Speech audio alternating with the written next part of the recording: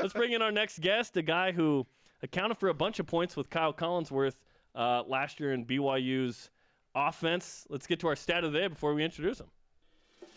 It's the BYU Sports Nation Stat of the Day. Chase Fischer and Kyle Collinsworth accounted for 40% of BYU's points per game last season. Okay, that's a lot of points to replace, Chase. You're back. Let's first comment on your look. I love it. The beard, you've graduated, so now you can freely flow, if you will. Yeah. Luscious locks. You look good, man. Thank you. I appreciate it. It's the beard is about to go, though. So What? my girlfriend, now fiance. Oh, congratulations. I didn't know that. Thank Yeah. you. That was a little segue into that, and I will touch on that. She's getting sick of it. So, I've just been working out and kind of in grind mode, so I just let it go. I was under the code for a while, and I couldn't grow the beard, so I'm kind of getting a little free flow. And I'm going for the little man bun look, so I'm going to clean this up in a couple weeks. And it's a blank canvas right now. I'm just letting it grow. God's guns, America, and beards. Of course. Yeah. Yes. So what have you been up to this summer? A little bit of everything. I've been training a lot. I've been in and out of Utah, kind of visiting my family, going home to Florida, West Virginia a little bit. But mainly I've been out here working out and training to start my professional career. So, yeah, I've kind of been living a low-key life, and that's kind of how I like it. Yeah, good luck with that. You had a camp the last couple of days, I guess last 2 days. How'd that go, and who'd you do it with? It was unbelievable. It was called Next Level Basketball Basics. So we did it with Mike Stroshine, whose gym is it's Next Level Performance in Pleasant Grove. He's who myself, Brandon Davies, and Charles Abua do strength and conditioning with. He's a great guy, a great gym. He's really good at what he does. So we put on a camp kind of for his gym, featuring Charles, Brandon, and I, and it was just a little 2-day camp. We did 2 sessions with some younger kids and another session with some older kids, and it was amazing. We had almost 50 kids turn out. We only marketed it for like a week, so it was really good. And we're going to do it every summer, so it was a big success. Nice. You mentioned, getting ready to begin your professional career. You signed with the team in Italy. Let everybody know where you're going to play and how the opportunity presented itself. So I'm going to play in Italy. It's called Scafati. It's in like the southwestern part of Italy along the coast. It's like 20 miles outside of Naples. I signed with an agent after the season, and we had a bunch of teams, come in and, wanted to sign me to go overseas. And, it was just a good situation for me. Italy it's a really good league, really good basketball, and it's good money. So that's where I'll start my professional career. Why Italy?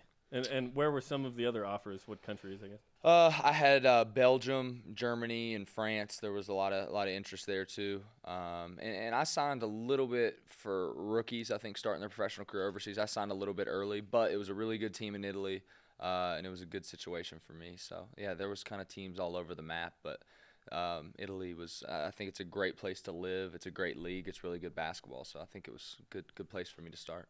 I try and put myself in your shoes. You've been playing basketball for so long, something you love to do. Yeah. Has it sunk in, or when do you expect it to sink in that now you're getting paid to play the game you love? Yeah, I think it'll sink in when I get my first paycheck, for sure.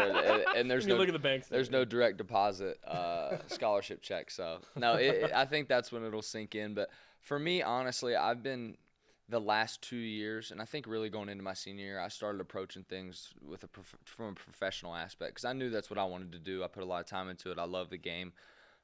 So I think it'll really sink in when the first paycheck and when I get over there. So, and I'm excited, though. I think it's kind of the next chapter for me, and then I'll figure it out from there. So. You like Italian food already? Gelato and all that? Yeah, I'm so country. I call it Italian food. So yeah, I'll probably have along with your iPhone. Yeah, exactly. I'll have a little adjustment period, but yeah, I love American food. So we'll see what happens. We wanted to ask you, with all of the Big 12 expansion talk, how closely are you following everything that's going on and all the rumors that seem to pop up every day in regards to BYU and the Big 12? It may sound bad, but I am not following it at all. I've heard a little bit of stuff. I saw something flash on ESPN the other day about it. But no, I mean, I'll follow it a little bit, but I mean, I think for me, it'd be a great thing for us to go to the Big 12. I think it'd be great exposure. It's great competition. But we'll see what happens. I think there's a lot more that goes into it than everyone in the public thinks. I mean, it's a lot of stuff that Tom and Brian have to figure out. So I think it'd be great for BYU. West Virginia has been in the Big 12 for a couple of years. What kind of change was that? Just as you haven't been living in that state per se, but what kind of identity change did that have on the university in the state or whatever? Yeah, I think it was really interesting just because, West Virginia's been in the Big East for so long, and I think the Big East, for basketball at least, it was a powerhouse, and there was a lot of big rivalries in the Big East. I mean, West Virginia was kind of a staple team, that teams hated to go there, and as well with football. So I think it's been a little bit different just because West Virginia's been in those conferences for so long, but West Virginia fans are crazy. They're probably crazier than BYU and Utah fans. They love West Virginia. They support their teams, and so I think regardless, I think it's been good too because it's given them a lot more exposure. Especially in basketball, you've seen the program how the last couple of years they've really taken off and kind of reinvented themselves. So I think it's been good for West Virginia sports as well. It wasn't just while you were here. BYU has always done this, but while you were here, you guys scheduled some pretty big teams. You guys had some big games against big-time opponents. How do you think BYU would fare if they end up going to the Big 12, taking on Kansas and Texas and Oklahoma? How do you think BYU would actually do in the conference? I had an argument with somebody about this a couple months ago, and I think if I'm being realistic, like for our team last year, I think we would have been middle to the pack or maybe, the top 5 to 7. And I know it's tough because you see all these good teams, and it's easy to say, hey, what are we going to do against Baylor, Oklahoma State, all these big teams? But if you see us play big teams, I mean, we compete very well. And I think it's harder for people to see, like when we play, you're going from Santa Clara, San Francisco, which are good programs, but it's smaller teams, and then you switch and play a Utah, how much different the game is. So I think if we're playing against those big teams all the time, I think we would rise to the occasion. I think we would play up to that competition. So I think BYU in both sports would be able to compete very well, and I think they'd be a great addition to the Big 12 just with the style of play and the fan bases too. We looked up some numbers earlier in the week and shared this.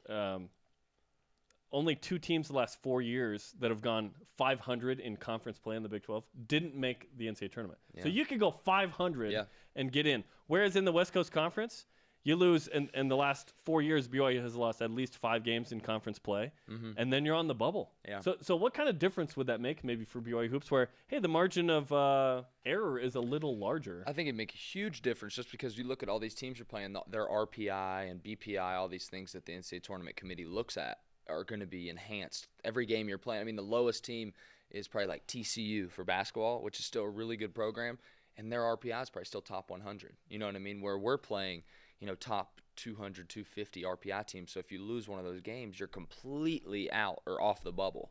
So, and I think you look at our junior year and when we beat Gonzaga, who was number 3, and that put us in barely over.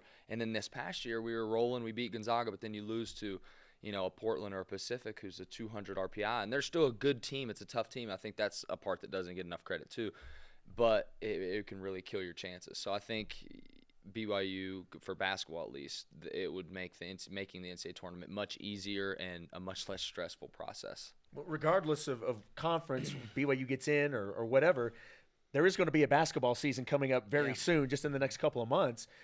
What are your expectations for this upcoming basketball season? I think they'll be a really good team, really talented with a lot of guys coming back. But I think the one thing that will be not a challenge, but maybe a little bit of struggle or an adjustment period will be a lot of these guys coming off missions and a lot of young guys. And I think it's been tough the last couple of years just because we've had so many injuries and to get continuity, but we've always had a staple of older guys. You had me, Kyle and I last year, and Nate Austin, who's an unbelievable senior. You had Tyler Halls, Anson Winder, Skylar Halford, Josh Sharp the year before. And I think that aspect of having some older guys is very underrated. But they also have a super talented team, and I think the next couple of years they're going to be really good. So, I mean, you got Elijah Bryant, Nick Emery's coming back. Kyle Davis is still there, TJ Halls, Eric Mika. I mean, they're really good players, but, I think just them adjusting to each other and kind of finding who's going to be a leader and who's not will be big for them. But I think there's bright. The future's very bright for the BYU program. Future West Virginia Mountaineer mascot Chase Fischer is on BYU Sports Nation.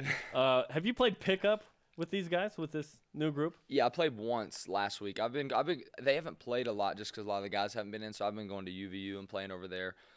With the BYUVU team now with Yeah. Isaac Nielsen, Corey Calvert, Yeah, Jake Tolson? yeah, the hybrid team. No, so I've been getting some Fighting Popes. Yeah, I've been getting some run over there. But I played last week with them, and they're good. I mean, there's a lot of talented guys. I mean, Nick Emery's looking good. He's playing well. Eric Mika looks really good. So Did he play in 5-on-5? yeah, he played a couple games, and TJ Hall's played a couple, and they're still kind of on their limit. But yeah, the team looks really good, really competitive, and I think they'll be good. I think Kyle Davis, it'll be big for him to step up and be a leader, which I think he can. So yeah, they look good when I played with them. Elijah Bryant is a guy that personally I have high expectations for. I think he's really good. I think he's going to be a big help. Obviously didn't play last year, but you got to see him practice against him. What type of player do you think he can be in this system? Yeah. I think he's obviously very good, and I think he's going to be a very good player. I think the hard part is for this next year's team, and it goes with Elijah Bryant, is finding who's going to be the point guard. Because I think Elijah's point guard, TJ's point guard, Nick could play a little point. So I think that'll be interesting for Elijah's development. But he's a super talented player. Offensively, he can shoot it, he can pass it, he can drive. He's physically, he's 6'5", 220. He's a really big guy. He's physical. He's skilled. So I think he's going to be a great player for the next couple of years. I mean, he's really I think he could be probably the most talented guy on the team this next year. So in my perspective, from a talent perspective, and he's really good. And I think obviously fitting into the system and all that, he'll have his adjustment period. But he's a really smart player. So I think he'll be one of kind of the staple guys to kind of hold the lineup together the next couple of years. His dual personality as the weekend is also impressive. That he plays basketball as well. Yeah, Elijah's my guy. Geez. I love him, but man, he does think he's the weekend. So it's, Canadian. and I don't even know the weekend is. Yeah. But I can't feel my face when I'm with you. Yeah, you know that song, all right? that, all Yeah. those the young kids are into that stuff these days, I guess. So. You're old. Yeah. You're not even a. He's you're graduated. It's You're all not the even young a kids now. +2 mission guy. I You think age in you're dog old. years though, so I'm Plus very, 7. Yeah, so I'm very wise. Exactly. So. The BYU and Utah announced today, this morning, about half an hour ago, that they will continue to play in 19. So 17 in Provo, not this season. 17 in Provo, 18 neutral, 19. What do you think of the continuation of that series?